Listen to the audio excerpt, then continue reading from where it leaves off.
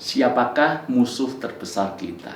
Kalau Anda menjawab musuh terbesar kita adalah iblis, maka saya berkata bahwa itu adalah jawaban yang salah. Kenapa? Karena iblis sudah dikalahkan oleh kematian Tuhan Yesus di atas kayu salib. Kuasa iblis sudah dilucuti, bahkan kita yang percaya kepada Yesus diberikan kuasa untuk menjadi anak-anak Allah. Kita punya kuasa atas kuasa kegelapan, kita punya kuasa atas setan-setan, sehingga bisa dikatakan bahwa iblis bukan musuh terbesar kita. Jika iblis bukan musuh terbesar kita, siapakah musuh terbesar kita? Maka jawaban yang paling tepat adalah musuh terbesar kita adalah diri kita sendiri. Saya yakin Anda tidak asing dengan kalimat yang mengatakan musuh terbesar adalah diri kita sendiri. Itu sebabnya saya melihat ada begitu banyak orang, dia gagal di banyak area kehidupan karena dia tidak bisa menang atas dirinya sendiri. Salah satu contoh yang saya sering jumpai, orang tidak bisa bahagia karena dia tidak bisa berdamai dengan dirinya sendiri. Itu adalah musuh dalam diri sendiri yang perlu ditaklukkan. Berdamai dengan diri sendiri. Ada begitu banyak orang bisa mengampuni orang lain, tetapi sedikit orang yang bisa mengampuni dirinya sendiri. Itu sebabnya saya mengajak Anda semuanya, buat Anda yang kehilangan sukacita, Anda tidak bisa merasakan kebahagiaan. Salah satu penyebabnya mungkin kita belum berdamai dengan diri kita sendiri. Saya mengundang Anda semuanya untuk bergabung dalam program Waiting on God. Kami akan siarkan secara live setiap hari Kamis jam 7 malam. Dan tema untuk minggu ini adalah berdamai dengan diri sendiri. Saya berdoa program ini sungguh menjadi jawaban buat Anda yang selama ini mungkin kehilangan sukacita, damai sejahtera, yang selama ini selalu tertuduh, yang selama ini dihantui rasa bersalah, yang selama ini kita sulit untuk melangkah maju karena ada begitu banyak beban yang mencoba menarik kita ke belakang. Saya berdoa program Waiting on God ini menjadi berkat buat kita semuanya. Sampai berjumpa. Tuhan memberkati. Sekarang mari kita lanjutkan pelajaran kita di program Bible Everyday. Buka hatimu, saya yakin Tuhan akan berbicara melalui pesan yang hendak disampaikannya. Tuhan memberkati.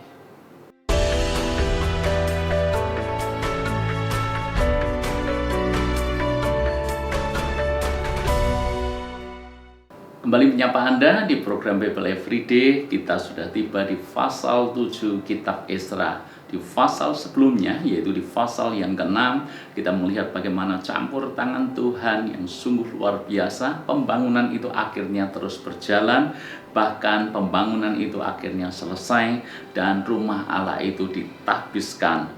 Dan mereka juga bisa merayakan hari raya Paskah yang pertama setelah mereka kembali dari pembuangan dari Babel.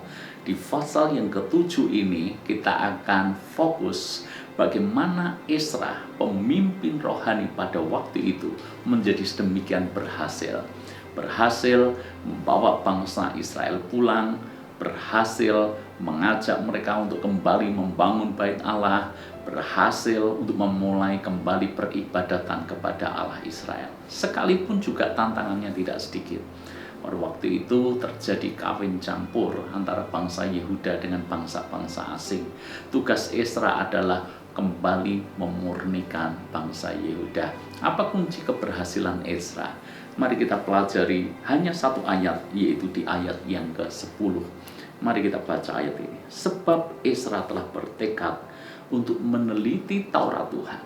Yang pertama, yang kedua, dan melakukannya, dan yang ketiga, serta mengajar ketetapan dan peraturan di antara orang Israel. Itu kunci keberhasilan Esra. Dengar, lakukan, ajarkan. Kalau ingin menjadi orang yang berhasil, praktekkan 3 hal ini. Dengarkan firman, bergaulah dengan firman, renungkan firman. Kenapa itu menjadi penting? Karena itu akan menjadi landasan bagi segala konsep-konsep pemikiran kita. Firman itu harus menjadi dasar dari cara kita berpikir dalam menjalani hidup. Kalau kita tidak hati-hati, bukan firman yang menjadi dasar hidup kita. Konsep-konsep dunia, cara berpikir dunia, hikmat dunia yang menjadi dasar untuk kita mengambil sebuah tindakan. Dan itu bahaya. Belajar dari Ezra, firman Tuhan jadi landasan dalam hidup kita. Dengar, lakukan. Itu yang dilakukan Ezra. Alkitab katakan dia melakukannya. Apa yang dia dengar, dia lakukan. Apa yang dia pelajari, dia lakukan. Kalau Anda ingin bertumbuh di dalam Tuhan, sebetulnya bukan sesuatu yang sulit. Sebetulnya sangat alami, sangat natural, dan sangat sederhana.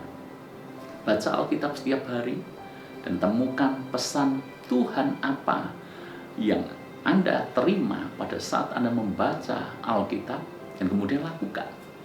Mungkin Anda bertanya, saya tidak tahu apa maksud daripada firman Tuhan. Itu salah satu tujuan kenapa saya buat program Bible Everyday ini. Sekarang tentu saja kita tidak punya alasan untuk berkata, saya tidak tahu apa maksud firman Tuhan, saya tidak tahu bagaimana aplikasinya dalam kehidupan sehari-hari. Karena kita sekarang sudah bisa baca firman Tuhan, ada ayatnya di situ, dan kita tinggal melakukan. Bahkan seperti yang saya pernah informasikan kemarin, bahwa kami menerbitkan banyak renungan harian, ada spirit untuk umum, ada spirit motivator untuk pengusaha dan profesi, ada spirit next untuk anak muda, ada spirit junior untuk anak-anak, untuk spirit aktivitas anak usia dini. Kami buat semuanya itu untuk menolong tubuh Kristus agar mereka bisa baca, mereka tahu bagaimana mengaplikasikannya, dan yang kedua, melakukannya. Kita tahu tapi tidak dilakukan, percuma. Kita tahu dan kita tidak berbuat sama seperti firman, kita tidak akan bertumbuh. Firman itu akan mendarah daging kalau tidak hanya sekedar menjadi teori, tetapi kita praktekkan dalam kehidupan nyata. Dan yang tidak kalah pentingnya, ajarkan. Kalau kita mengajarkan firman, maka firman itu akan semakin mengakar kuat dalam hidup kita. Dengar, lakukan, dan ajarkan. Semakin kita mengajarkan itu, mengajarkan kepada anak-anak kita, mengajar kepada orang-orang terdekat dengan kita, maka kita semuanya akan menjadi orang yang semakin haus untuk belajar, semakin haus untuk melakukan, supaya kita juga bisa mengajarkan itu. Anda punya banyak media sosial, Anda bisa gunakan itu untuk kemuliaan nama Tuhan. Apa yang Anda terima, pesan Tuhan apa yang merema dalam hidup Anda, catat, kemudian bagikan. Ayat yang merema dalam hidup Anda, bagikan. Itu hal-hal sederhana, tapi itu bisa berdampak besar. Daripada medsos kita hanya dipenuhi dengan konten-konten yang tidak jelas, konten-konten yang hanya membanggakan diri kita, menyombongkan apa yang kita punya, dan seterusnya. Bukankah lebih baik kalau kita hendak bermedia sosial, lakukan sesuatu yang bermanfaat bagi sesama. Dengar, lakukan, ajarkan. Tuhan berkati.